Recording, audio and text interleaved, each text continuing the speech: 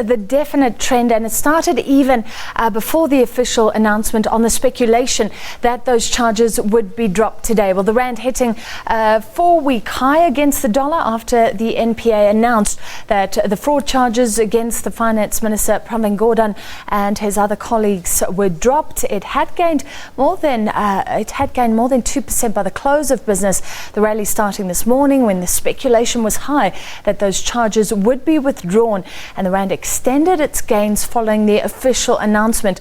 Well, data on South Africa's trade with the rest of the world is also spurring on the currency at the moment. South Africa often reports a trade deficit, meaning that our imports outstrip exports to the rest of the world, which is a worry for officials who want exports to help growth.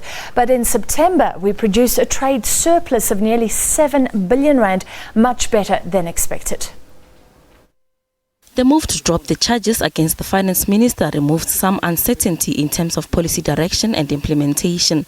The rand began to regain strength with news in the past week that the National Prosecuting Authority would probably review the charges. Political uncertainty damages business confidence, hurting private sector investment. We've seen the rand strengthening about 1.5%, which is good for investors. It means more money is coming into South Africa as there's political stability in the short term. And we've seen the financials index is up quite strongly there, with the likes of First Rand up more than 5.7%. So I guess if you had taken this as an opportunity to get into these financial stocks without actually focusing too much on the political instability in South Africa, you might be laughing to the bank now, excuse the pun.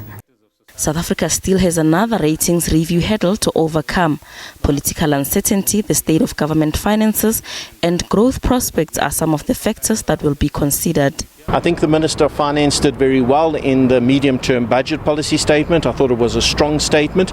It does show that South Africa, though, is under pressure, and that without economic growth, we're going to see further fiscal slippage.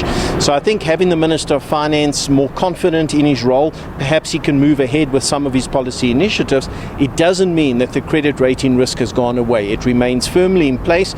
We just need to make sure that we do more in terms of policy clarity and find ways to lift South Africa's growth rate in the coming year or two.